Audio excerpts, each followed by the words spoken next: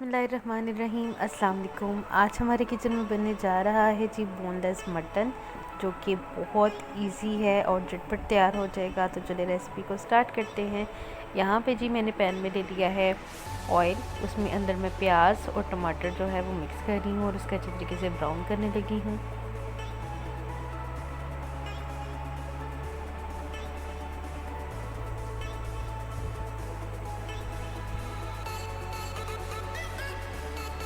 इसके अंदर हमने 1 चम्मच जो है वो नमक ऐड किया है, 1 चम्मच जो है वो दरदर मिर्चों का ऐड किया है, 1 चम्मच हमने हल्दी का ऐड किया है और इसको अच्छे तरीके से हम भूनेंगे।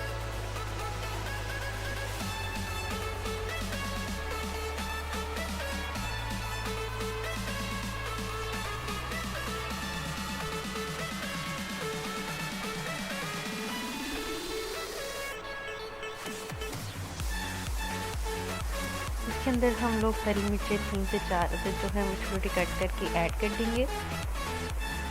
अब जब मसाला जो है ये सारा कुछ हल्का ब्राउन होना स्टार्ट हो जाएगा तो हम लोगों ने जो है बोनलेस जो है मटन जो है उसको हम लोगों ने इसके अंदर मिक्स कर देना है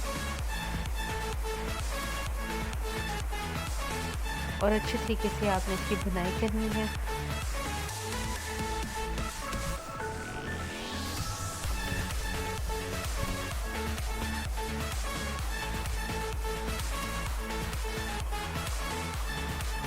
पाँच से 10 मिनट के लिए हम इसको अच्छे तरीके से इसकी बुनाई करेंगे।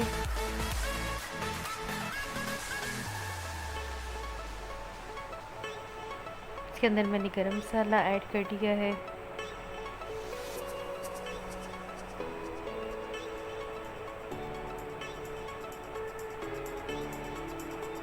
ये देखिए जी 5 से 10 मिनट के बाद इसकी अच्छी तरीके से मैंने बुनाई कर दी है। मसाला आपको नज़र आ रहा है सारा ब्राउन हो चुका है।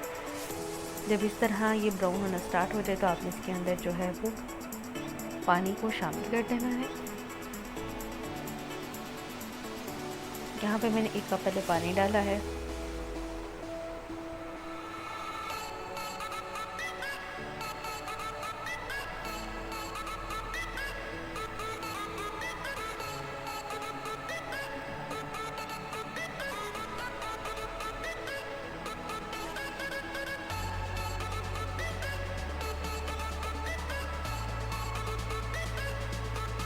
हम पानी के ड्राई होने का वेट करेंगे।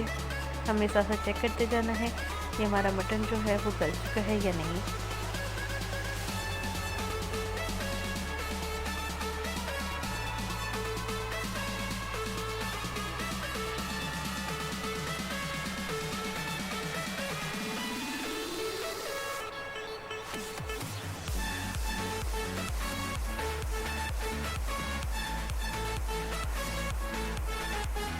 अब देखिए पानी ऐसा ऐसा जो है वो इसके अंदर से ड्राई होना शुरू हो गया है और मसाला पीछे रह गया है, लेकिन अभी तक हमारा जो मटन है वो गला नहीं। तो इसके अंदर हम लोगों ने 2 कप जो है जो कि मसाला बना के आप लोगों ने इसमें 2 कप जो है पानी के ऐड कर देना है और इसको तकरीबन आप लोगों ने 20 से 25 मिनट के लिए छोड़ देना है ताकि ये अच्छी तरीके से इसका पानी जो है वो खुश्क हो जाए।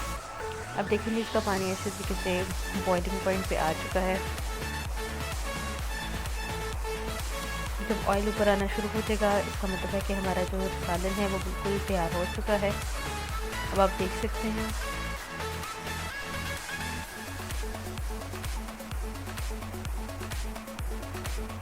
अब इसके ऊपर हम लोग लास्ट पे धनिया ऐड करेंगे।